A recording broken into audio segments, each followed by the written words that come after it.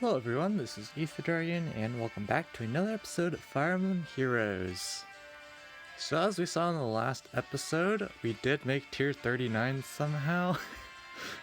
I don't know how, but we did. It doesn't matter too much, but let's just get straight into the replays here.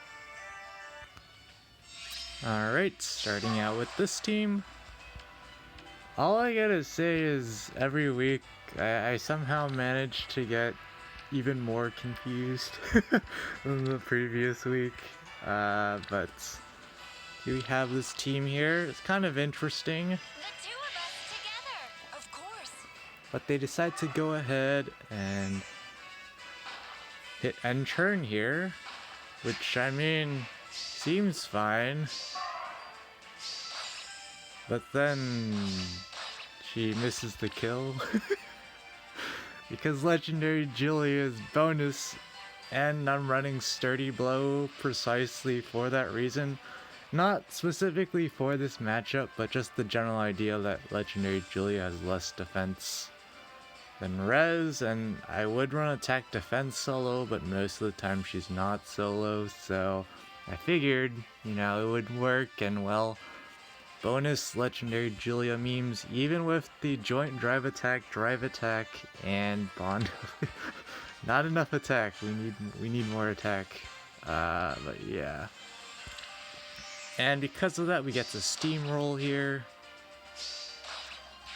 Decided to use Shamir this week, but it was just because why not? She's not really doing much. Of course, it's neutral base kit with attack speed solo seal on. The problem is, on this layout, she's not going to be solo unless people long bait or something. So, in practice, not very good. But lots of people seem to have Bride Fiona, which is probably something I should think about going forward. So of course, like my Olivia does not have a lot of HP at all. It does not take much, especially with triple mythics or quadruple mythics, to out HP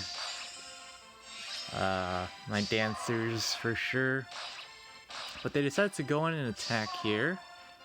And of course, again, we're not solo, so they decide to run away like this, but my layout is super duper linear. Elwood's the only melee unit without an assist, so he's going to move first, and he kinda only has one place to move to, and yeah, not great there. But Mirabilis is isolated, so she can't dance. But they decide to keep going here.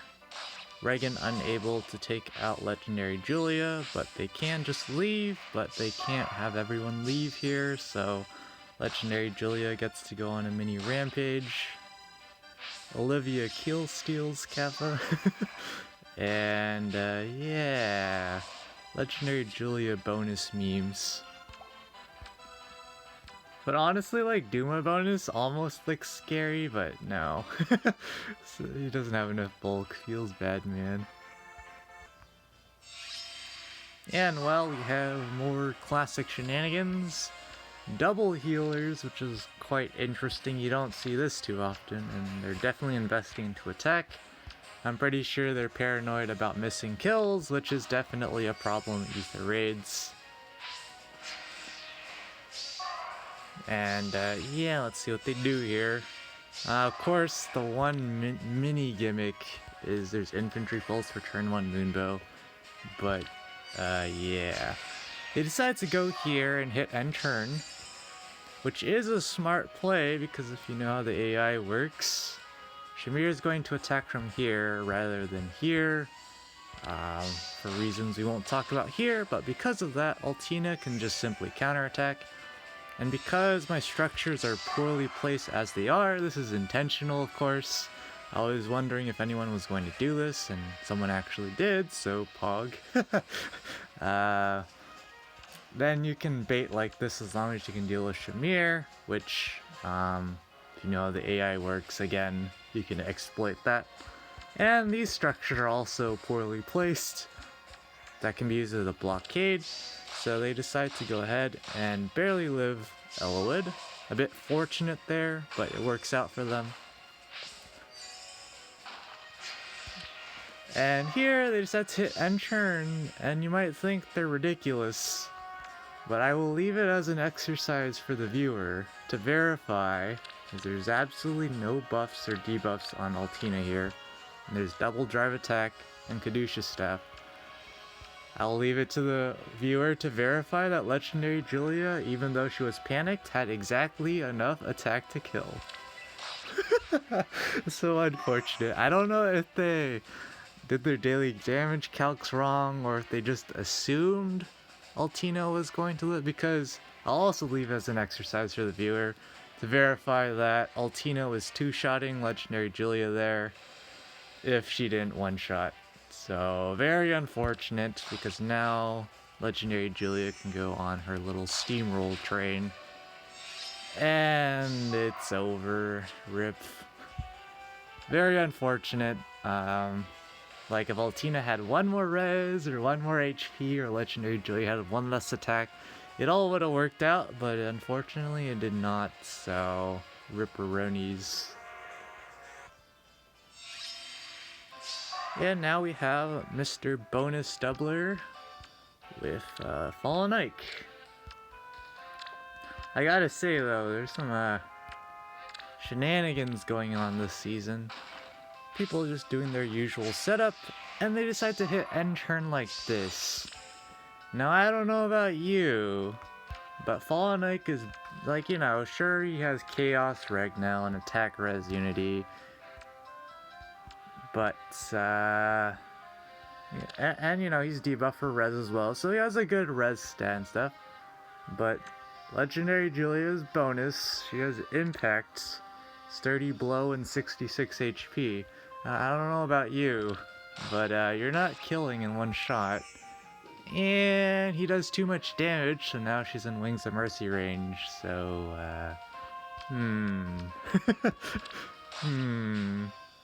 small problem there. But of course, very awkward. That obviously didn't need to happen. I'm not sure what they were expecting there. Maybe they were expecting to not put Legendary Julia into Wings of Mercy range, so then the AI would do its potato things. But even then, Flame's just sitting here. Like, if Duma wanted to, he could just walk up, get danced by Mirrorless, and attack Flame if he wanted to. I just don't feel like that was a very solid play. But yeah, awkward. And here we are with a pretty standard offense team you'll probably see. Tina being pretty much support here. Reagan usual shenanigans. Good ol' Smite Link Naga. And Duo Lin. Probably not the free one, I would imagine, because it's plus HP minus res. I don't know why you would intentionally trait fruit that, but you know. But, I mean, it shouldn't be much of a surprise. Dual Lin can just shred everyone because no one really has a defense stat except Duma. But not really. He doesn't really have that great of a defense stat. He has bonus too, so... And they decide to go run here. And of course they've isolated Olivia. So that means they're able to get their shenanigans going. This is kind of why I need to actually like max out Olivia, give her some dragon flowers, and actually run an HP seal on her. Because if, for example, Duma chip damage, 64 HP versus 71 is a huge difference in ether raids. So yeah, just a very simple win. You don't even need to do this to do it, but isolation is just the most straightforward way. But because of Astra season, you kind of only have Bride Fiorm as your option for isolation, so there's that. And well, no surprise, we get more duo shenanigans. just the good old standard stuff. Pretty decent merges across the board, aside from Fjorm, I guess. But yep, it's just the usual setup. There's lots of things wrong with this layout, so I just figured because I don't care at all. Like, Duma is bonus, so the most I can ever lose on defense this week was 30. So I was just like, let's just use the goofball layout and see what happens, because Lynn, I'm not sure I can. there's not really very many gimmicks on this defense. It's very simple. And lots of people have isolation, which is, well, the people who got matched up against me at least. So they're just able to pick off. If you don't have isolation, then it's slightly more tricky, but it's still not that tricky. Let's go. It really isn't at the end of the day. You can even do a hit and run off the left side on Olivia, and if you do things right, you just won't get punished for it at all. So yeah, they can just run here, of course, because there's no dancer follow-up. But of course, there might be just a mini meme blockade, but of course Duma, they're just going to attack into him, and because of Fell Breath, Fjorm can't double, which works to their advantage. I guess she couldn't even double before, she was just too slow. So I guess it didn't matter, but if it did matter, that would have been funny. At this point, it's just GG. It's not like Duma's going to do anything here. Like, even if he had Vantage, they have Bright Fjorm, so it's not working out for us. So that's a rip from us. And, well, no surprise, it's more hit and run shenanigans. It's a very simple way to tackle this team. This hard cav tech. I can understand it, but that's... Good old hit and run with Gale Force options. Just seems solid. Legendary Claw definitely is solid for player phasing, of course, because of his 80% damage reduction. And because of Regan, he can do quite a bit. They decided to not go in immediately, I'm guessing because they wanted to get set up a bit more, or they didn't have enough damage to kill. And it looks like it was the latter, they didn't have enough damage, they needed dual peony there for Layla to kill. So they go ahead and do their shenanigans, and they can dance. Double dancers on offense, especially when you have 6 units, is definitely super useful. Wait a second, who's the bonus unit for this week on offense? It's Altina, right? Yeah, it's Altina. I was just thinking about it for a second. I just realized, how have I been getting bonus score? Who is my bonus unit? It's Altina, she actually did stuff this week, so I'm happy. Her main problem is not being able to get set up with Vantage, because a lot of teams actually do struggle against just Altina if she got set up, and that's the problem. A lot of teams can handle Altina because she can't get set up, and well, we all know what happens in that case. But yep, just another clean steamroll. And well, as no surprise here, it's another dual in team and stuff. Level 8 armor school, yikes. Really don't like their armors. DC Vantage Naga, interesting. But it doesn't really matter in this case. Double dancers, hit and run with Regan. Kanto is just super strong. But here, unfortunately they have the hard tech column 5 bolt tower. It's a very common strategy to put your bolt tower on column 5, so 1, it usually doesn't get sniped down because basically no one puts catapult or Duma on column 5. And for 2, on some particular maps, like the Cough Cough, I think it's called Lost... Is it Lost Cat? I don't remember. It's the desert map with 2 defense tiles, and... yeah, that map, there's lots of right side bias, so this bolt tower is specifically placement is specifically designed for defenses like those. But here, again, we can leave it as an exercise for the viewer to verify that I don't think Lin was actually two-shotting Duma, which is why they had to wait for Bolt Tower. Because of the Bright Shrine, of course. So they had to wait for Bolt Tower there. But again, in theory, you don't even have to mess with Duma if you can't take him out. Courage, Florina. But they aren't running the Savage Blow set, so they can't deactivate Armored Boots, I guess. I guess that would be a problem. But here's where, for example, this is where instances of like Ninja, Katana, and like Brave weapons in general would be more useful. But unfortunately they don't grant HP, which is kind of a problem for Olivia. Because then it just allows your dancers to double these squishier threats, so it's harder for the enemy to obliterate all your units and then leave their carry unit in range. But you need quite a bit of investment for that to actually work. So that's not happening anytime soon. But yeah, without the Bolt Tower, they should have still won cleanly. Just maybe not the way they wanted to, but it still should have worked out. And here we go. We have interesting team here. Duo Makaya and Layla.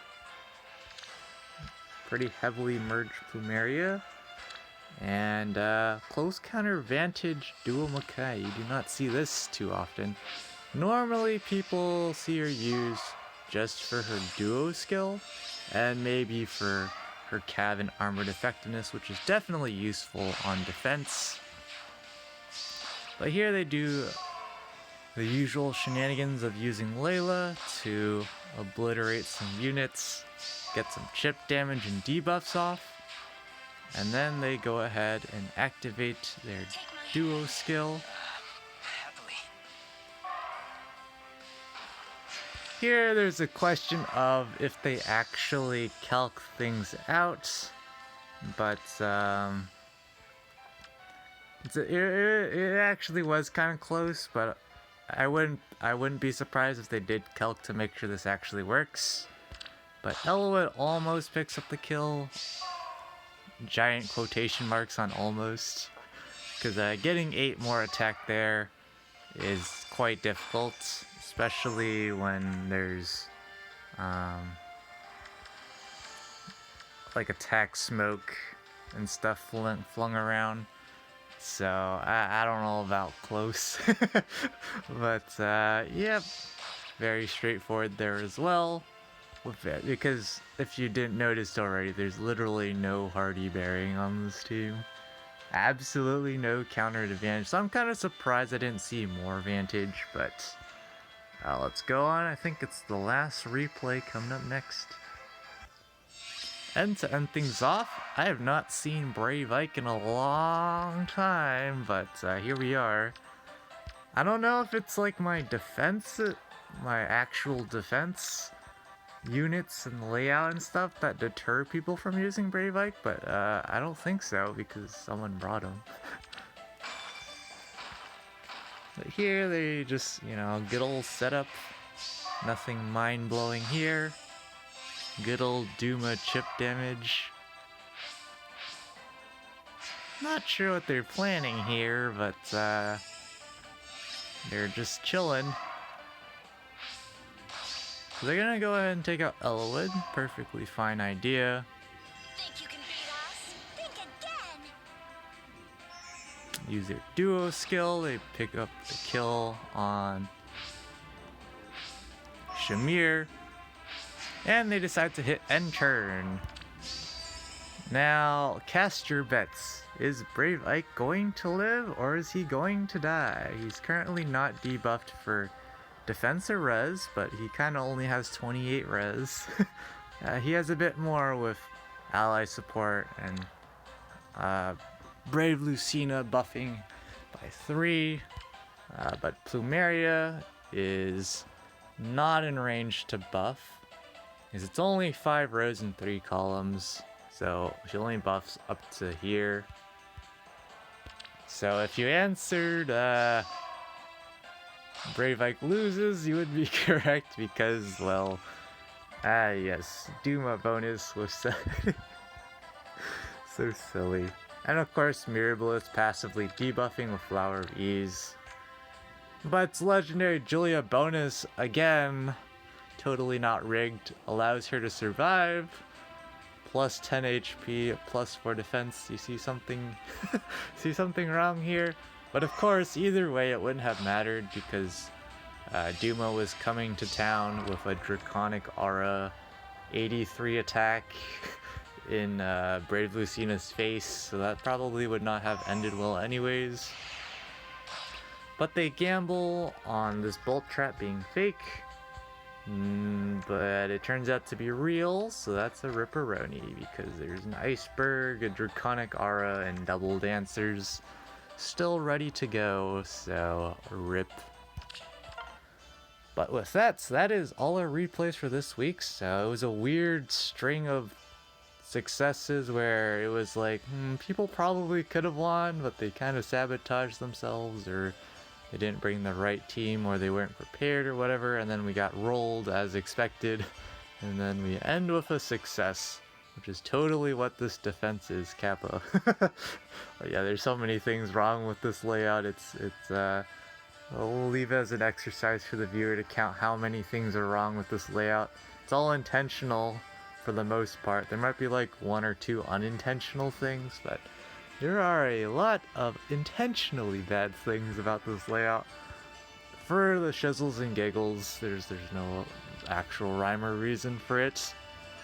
But with that, looks like we're easily making top 3k because top 3k tends to be just a bit over tier 38, I believe. Whereas top 1k is well over tier 39. It's typically always over 21,100 and typically like around 21,140, 150, somewhere around there. It's pretty intense to make top 1k. But the top 1k rewards are pretty non-negligible, especially like the Divine Codes. You get 10 more than top 3k, and that adds up since Easter Raids is weekly. Over 52, over a year, aka about 52 weeks, that's 520 codes, which for anyone who is familiar with part 1 codes, that is a lot of codes. But we do manage to make the highest defense tier scoring somehow. We luck-sect pretty hard with people sabotaging themselves, so that's what we get, I guess.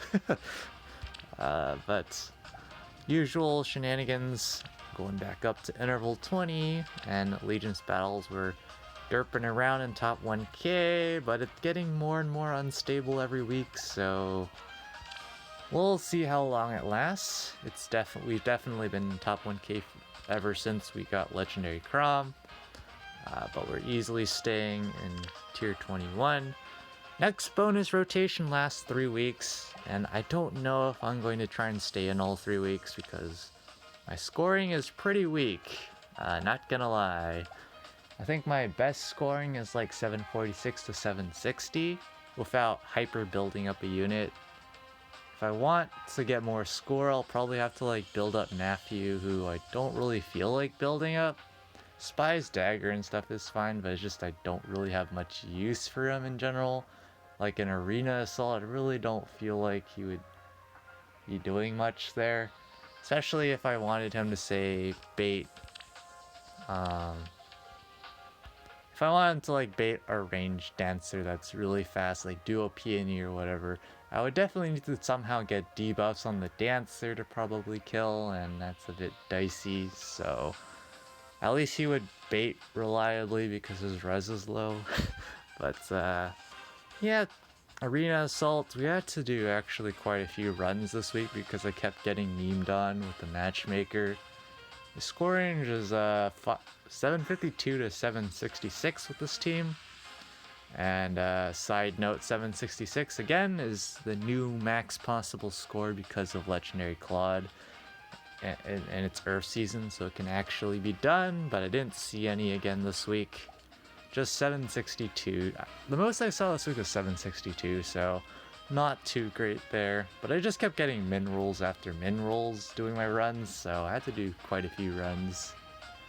And they weren't very pleasant because some of the maps in this rotation with some of these defense teams are just brutal.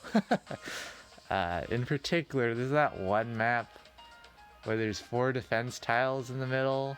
There's like 2 little rivers like on the top and bottom lane, and then there's like 2 more rivers. You might not understand what map I was referring to, but if you do, you'd know that when there's all ranged units on that map, especially range like cav units and stuff, that is a brutal map to deal with in arena assaults. So, but anyways, enough rambling. We'll be back when the results drop in. Alright, kind of forgot that I haven't collected rewards yet.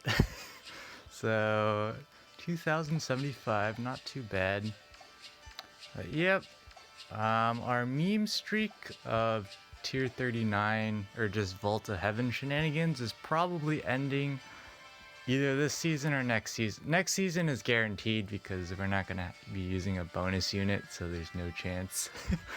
But we have Peony this week. We don't have Yoon, unfortunately, so we'll have to work with what we got. But as you expected, it's Legendary Julia bonus, so obviously we got a meme. And I have engineered the defense, so you can see that when we hit end turn here, kaboom. Even through Legendary Julia bonus, we're still gonna get the turn 1 Glacies for the memes. So we'll see how that goes. We're running Deflect Missile, even though it's not gonna do anything because if Dual Lin's not gonna kill Sylph, which she still can, spoilers. If she can't kill, you know, someone else can. But if they decide to initiate, we have Ignis at 2 cooldown because I gave Nils. This is actually another Nils that I happened to randomly free summon that was plus HP. So I had to give him HP plus 5 so he could get 68 HP to also pulse Seliph. So 2 cooldown Ignis will do absolutely nothing unless it does something. So we'll see what happens. I'm not expecting much out of the defense, but we'll see what silly shenanigans will happen.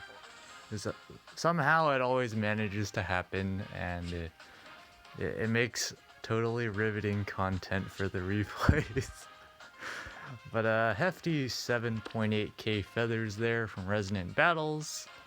Ideally, we would be ranking higher to get lots more feathers, but it's not the end of the world. Staying in tier 21, and I'm debating on what I want to do for the next 3 weeks of arena, because what I decide to do this week determines what I'm going to be aiming for the rest of the remaining weeks in the new bonus rotation. So we'll see how that goes, but nothing mind-blowing here, just collecting all our stuff, and almost back up to 750,000, which is not too bad. Let me see if the arena bonus rotation is in the notifications. Totally professional video. Yeah. So this rotation, I only have a +2 legendary Ike, so it's not great for us. He's actually, I think, not ideal for us if we want to score. I somehow randomly have got Marianne, so we could use her, but we also don't score too well. So actually, if we really want to score, we have to build up Matthew, and I kind of don't want to do that, so we'll be scratching our heads. We'll have to see what the cutoffs are, because the unfortunate part is the season we're weakest in is the second week of the rotation, because it's not water season, it's just earth season. So we'll have to do some thinking. I think at the very least I'll just I'll just do a normal out in and out kind of deal, drop out of tier 21 this upcoming season, then go back up to tier 21 next season, and then stay, or something of that nature. Or we stay in this week, drop second week, go back into tier 21 on the third week, so we're in tier 21 when the next bonus rotation starts. That's the whole idea. But anyways, enough rambling. That's going to be it for this episode. Thanks for watching. As always, this is Ether Dragon, and hope to see you all next time. Bye.